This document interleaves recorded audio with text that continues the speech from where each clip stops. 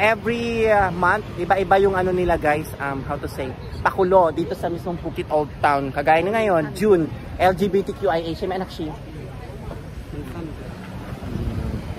Yan, may stabilizer na si Baklita. Magbibindon din siya. Ay! Alewa!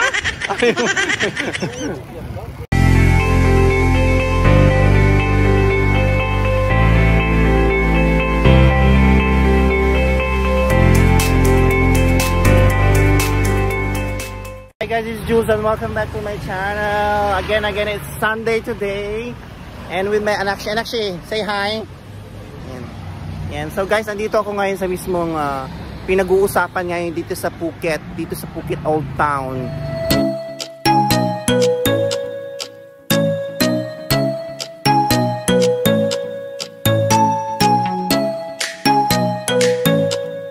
Guys, nakikita nyo sa mismong likod ko guys, ayan, ang pinaka popular na spot dito sa Phuket Old Town.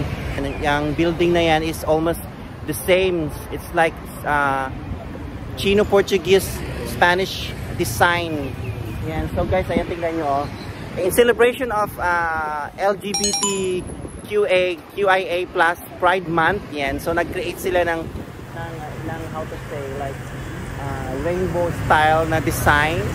So gumawa sila ng design para sa in preparation of the Pride Month this June guys. Anak si Makay. LGBTQIA daw sabi ng aking anak siya yan guys. So pakita ko sa inyo, 'di ba? Talagang very supportive ang government dito sa Phuket Old Town.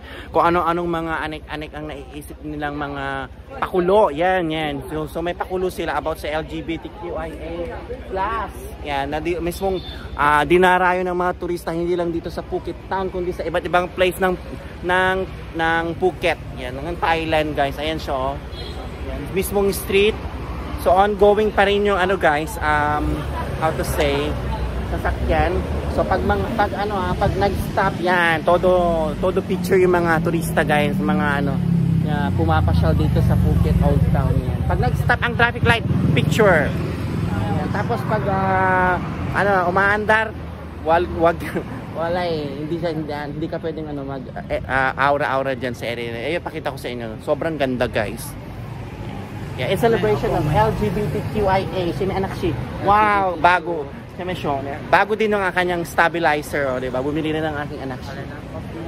Yeah, Osmo DJI stabilizer. So, 'di ba, sa mismong kalsada gumawa sila ng ng line ng style design na LGBT. Yeah, design. And ayun pa siya, oh, 'di ba? Talagang colorful ang area na 'to, guys. Talagang LGBTQIA ang peg dito sa Phuket Old Town. Ayun pa siya, guys. Oh, ayan, oh. Phuket. Yan, ito pa siya. Yan. Yan, diba? Yan, mamaya may aura tayo dyan. Picture tayo. Yan. Discovery Phuket. Yan na siya, guys. Yan, diba? Tong pa dun siya, manak siya. Yan, antaray. Ingat lang tayo. So, yes. So, guys, kita nyo, ayan, oh. Hindi pa masyado maraming turista. Kasi sobrang init. Almost Anong pagkimong Leo? So alas 12:15 pa lang guys. So mamayang gabi talagang sobrang maraming turista dito area. Dito sa area na to kasi may night market na tinatawag nilang Ladyay Market every Sunday, na very huge night market yan guys dito sa Phuket Old Town area. So aasahan, so ine-expect natin talaga ng paggabi, pag ganyang oras guys dito sa mismong area na to. Doon sa area na yan guys, maraming turista. Yan, so yan. Kita ko sa inyo. Yan. Hindi pa yan. Ingat tayo. Yan pa.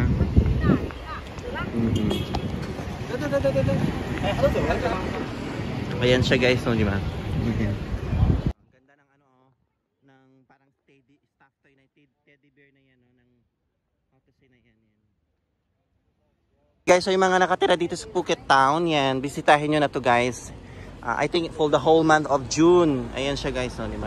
Talagang LGBT ang peg dito sa Phuket Town.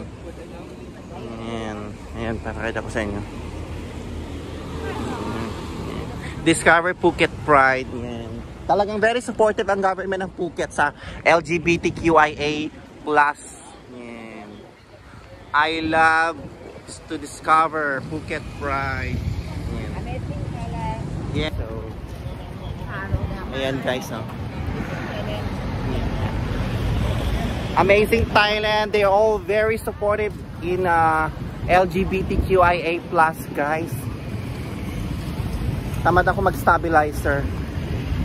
So ayan guys, di ba? Talagang guys, na-feature ko na ito sa mismong reels ko, sa iba-ibang mga reels ko, guys. Yan, nung last December talagang naglagay sila ng Santa Claus.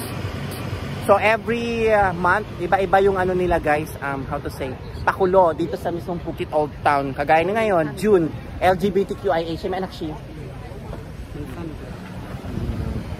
Yan, may stabilizer na si Baklita. Magbibindon din siya. Ay!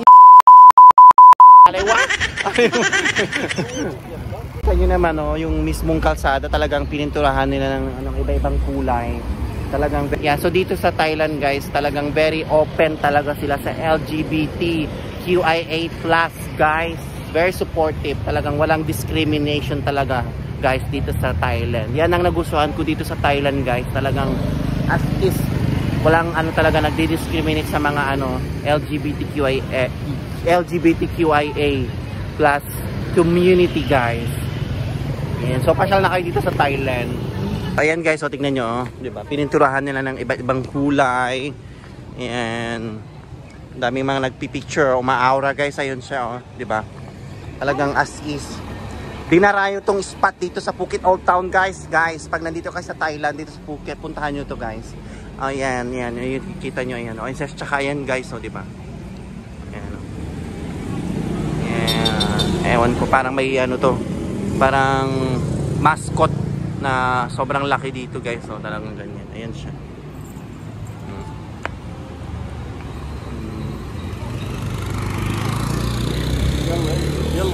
Kita nyo guys, di ba?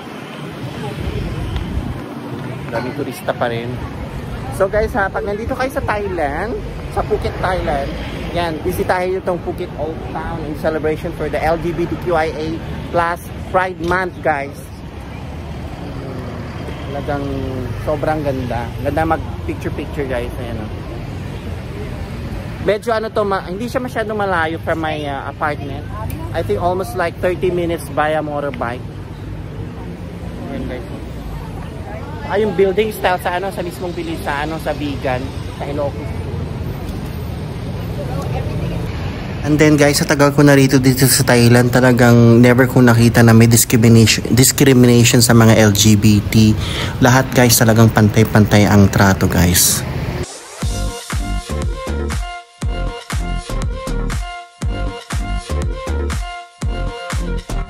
Okay guys, I have to end my vlog here in Phuket Old Town, guys. So sa mga magbabakasyon na mag-holiday dito sa Phuket Town, yeah, don't forget to visit this tourist spot ngayon dito sa mismong Phuket Old Town, guys. Yeah, in celebration for the LGBTQIA+ Pride Month. Yeah, so I have to end my vlog. Please don't forget to like, share, and subscribe to my YouTube channel. Mac, bye-bye! Bye!